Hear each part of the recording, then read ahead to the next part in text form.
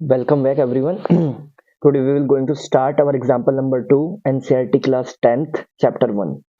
हमें देखो ये पहला जो एग्जाम्पल हम कर चुके हैं। अगर आपने वो पहला एग्जाम्पल नहीं देखा तो आप चैनल की प्लेलिस्ट में जाके उसको देख सकते हैं। एग्जाम्पल नंबर 2 का स्टेटमेंट क्या है? Show that every positive even integer, even का मतलब क्या होता है? वो प्लस में ही होगा, is of the form 2q and that even positive odd integer is of the form 2q plus 1 where q is some integer. हमें ये शो करके दिखाना है कि एवरी जो पॉजिटिव इवन इंटीजर होता है, जो इवन में होता है वो इस फॉर्म में होता है, लेकिन जो ऑड इंटीजर होता है वो इस फॉर्म में आ जाता है। ठीक है, तो इसको हमें शो करके दिखाना है। तो इसको शो करने के लिए कुछ चीजें हमें लिखनी पड़ेगी। आपको एक ही बार में समझ में आ जाएगा कि किस तरह से हम इन क्वेश्चनों को करते हैं। चलिए देखते हैं। थोड़ा लिखना पड़ेगा, इसमें हल्का सा थोड़ा सा राइटिंग लिखना पड़ता है।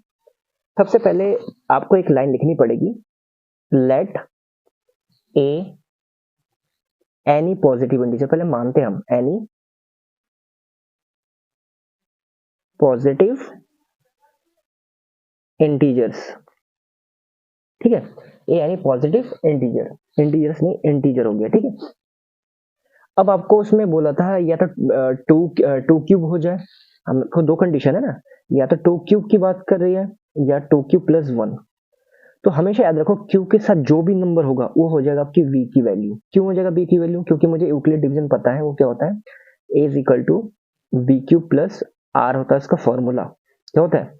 A is equal to B Q plus R, यानी क्यू के साथ जो भी नंबर होता है वो आपकी बी होता है। तो यहाँ पे क्यू के साथ 2 है, तो यानी कि बी इज इक्वल टू हमारे पास क्या हो चुका है? 2। इतना आपको समझ लेना है। कुछ भी हो सकता है, 3 हो सकता है, 4 हो सकता है, 5 हो सकता है। अब जो बाई यूक्लिड डिवीजन होता है, बाई यूक्लिड डिवीजन, जो यूक्लिड डिवीजन का फॉर्मूला होता है क्या बोलता है? वो बोलता है ए इज इक्वल टू आपका होना चाहिए बी क्यू प्लस आर, ये बोलता है। लेकिन वहां पे जो आर होना चाहिए वो आर क्या होना चाहिए? या तो जीरो के इक्वल या उससे ग्रेटर होना चाहिए, बट वो लेस देन किसके होना चाहिए? बी के। ये कंडीशन होनी चाहिए। यानी बी जो होना, यानी जो आर आर मतलब रिमाइंडर जो होना चाहिए वो तो या तो जीरो हो सकता है या जीरो के इक्वल हो सकता है, लेकिन हमेशा याद रखो बी से क्या होगा? छोटा होगा। रिमाइंडर हमेशा बी से छोटा होगा, लेकिन हमारे पास बी कितना है? 2। तो 2 से छोटा नंबर कौन कौन बचा है? 2 से छोटा नंबर 0 और 1 ही तो बचा है। तो एन की दो पॉसिबल वैल्यू हो सकती है आर की, एक तो 0 हो सकता है और एक 1। ये हमने कैसे किया? हमें सिर्फ आर को देखना है। आर हमेशा बी से छोटा होगा, लेकिन बी यहाँ पे है कौन? 2 है। तो 2 से छोटा कौन होता है? 0 और 1 ही तो है 2 से छोटा। फॉर एग्जाम्पल यहाँ पे आर 5 होता, तो sorry b, for example b 5 होता, तो 5 जो बी है ना, तो बी से हमेशा आर छोटा होता है। तो 5 से छोटा कौन कौन सा नंबर? 0 1 2 3 4 तक जो भी नंबर होगा उससे पीछे की ओर। तो याद रखिए, अगर मैं पहले फॉर्मूला लिख लू A is equal to B Q plus R, again लिख लेते हैं। ठीक है, इस फॉर्मूले के मैंने लिख लिया है। अब मैं क्या करूंगा? ए तो एज इट इज है ही है। ठीक है, ए आपके पास एज इट इज है। अगर मैं आपसे कहूं कि बी की वैल्यू, पहले मेरे पास तो 2 फिक्स है, बी की वैल्यू 2 फिक्स है, हमेशा 2 ही रखोगे। ठीक है, इनटू में क्यू है तो क्यू रखो, प्लस आर। आर पहला कंडीशन क्या है? 0। तो मैंने यहाँ पे रख दिया 0। जैसे इसको आप सॉल्व करोगे ए इज इक्वल टू 2q भी तो आएगा। ठीक है, 0 रखने पे ये आ रहा है। ठीक है, ऐसे ही दूसरा कंडीशन क्या है? व्हेन आर की दूसरी वैल्यू क्या है? 1। When r is equal to 1, जब आर की जगह 1 रखते हो तो ये हो जाएगा, बी की तो 2 ही है, 2 इंटू क्यू, और आर की जगह 1। तो ए इज इक्वल टू क्या हो गया? 2q plus 1। तो ये आ गया आपका कंडीशन। दो कंडीशन ये आ चुका है। ठीक है, अब थोड़ा समझते हैं। अगर मैं 2q तो एक पॉजिटिव है, क्योंकि क्यू की जगह अगर आप कुछ भी रखो, अगर मैं आपके क्यू की जगह 1 रखता हूँ तो 2 1 जा 2 आ जाएगा। क्यू की जगह 2 रखो तो 2 2 जा 4 आ जाएगा। 3 रखो तो 2 3 जा 6। यानी इसमें चाहे ऑड नंबर रखो इवन नंबर रखो, हर टाइम में ये पॉजिटिव ही दे रहा है। लेकिन जब इसमें आप करोगे, जैसे फॉर एग्जाम्पल क्यू की जगह 1 रखो तो 2 1 जा 2 और 1 3, तो एक तो आ जाएगा 3। जैसे आप 2 रखोगे तो 2 2 जो 4 और 1 5, तो ये तो ऑड नंबर आ गया ना। तो इसमें ये ऑड देगा इस कंडीशन में, इस कंडीशन में वो इवन नंबर देगा। ठीक है, आपको बस थोड़ा एक लाइन लिखना पड़ेगा। इस लाइन को, क्या लाइन है? बहुत छोटा सा एक लाइन है। इसमें आपको लिखना पड़ेगा, if b, if b multiply, if b multiply, if b multiply any number, any number with an even number with an even number any number with an even number uh, always give always give always give even number. Okay अब जब उसको आप odd number से करोगे तो odd दे देगा, ठीक है। इस तरह से कंडीशन क्लियर हो गया कि जो 2q है 2q इज इवन पॉजिटिव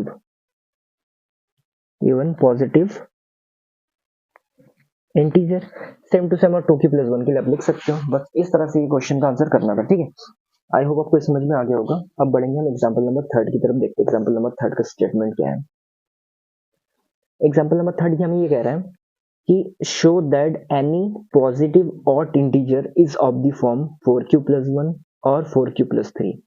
अब ऑड की ही बात चल रही है, ये हमसे कह रहा है कि जो ऑड नंबर है या तो इस फॉर्म में आ रही है या इस फॉर्म में आ रही है, तो चेक करके देखो क्या इन दोनों के अलावा कोई दूसरा फॉर्म भी आ रहा है या नहीं आ रहा है। तो बस सिंपली सेम कंडीशन ही है, कुछ नहीं करना है।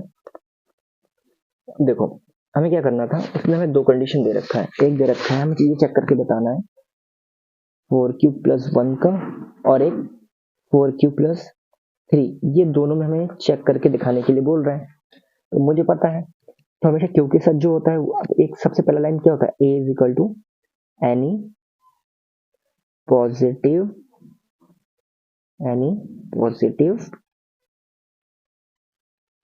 इंटीजर। ए क्या है, एनी पॉजिटिव इंटीजर है, ठीक है। और बी क्या होता है, बी हमेशा क्यू के साथ होता है, तो क्यू के साथ यहाँ पे कौन होता है 4, तो बी इज इक्वल टू 4 हो गया। उसके बाद आपको सिर्फ आर चेक करना है। अब मुझे कंडीशन पता है कि 0 greater than equal to r greater than B.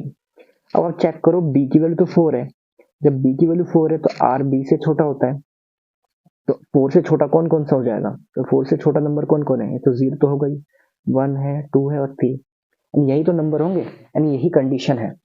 इतने कंडीशन हमें चेक करना है, चेक करके देख लेते हैं। फॉर्मूला पता है, ए इज इक्वल टू क्या होता है, बी क्यूब प्लस आर। ए तो एज इट इज रहेगा, अगर मैं बी हमारे पास कितना है 4, तो 4 और क्यू एज इट इज, पहला आर क्या है 0, तो ये हो गया फर्स्ट कंडीशन। यहाँ से ए इज इक्वल टू क्या हो गया 4q प्लस 0 4q ही।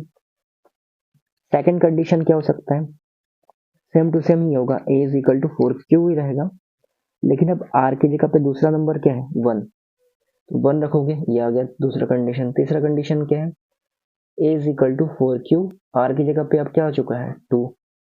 फोर्थ कंडीशन क्या है, ये देखो ये हो चुका है, आर की वैल्यू चेंज करनी है, ए इज इक्वल टू क्या हो जाएगा 4q प्लस 3।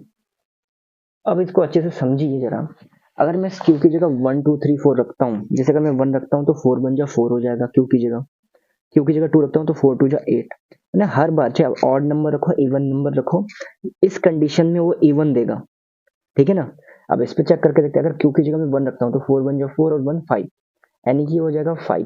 2 रखूँ तो 4 2 जा 8 और 1 9, तो ये 2 से तो कट नहीं होगा ना, यानी ये वाला सेटिस्फाई करना है। जैसे अगर मैं यहाँ पे क्यू की जगह 1 रखता हूँ तो 4 बन जा 4 और 2 6, अगर मैं 2 रखता हूँ 4 2 जा 8 और 2 10, ये नंबर क्या हो जाएगा 2 से कट हो जाएगा, 2 से कट का मतलब क्या हो गया इवन है, ये तो ऑड है ना, ये भी इवन है, ये भी इवन है, क्योंकि ये 2 से कट हो जा रहा है, लेकिन ये नहीं हो पा रहा है। ऐसे यहाँ पे अगर 1 रखो 4 बन जा 4 और 3 हो जाएगा 7, 2 रखोगे 4 2 जा 8 और 3 हो जाएगा 11, यानी ये आपका ऑड है, एक ये वाला और एक ये वाला। तो hence it is clear that 4q plus 1 and 4q plus 3 where q is some integer is show any positive odd integers। बस इतना ही लिखना है। आई होप आपको ये समझ में आ गया होगा किस तरह से ये करना था, ठीक है। चलिए मिलते हैं अब नेक्स्ट एग्जाम्पल की तरफ।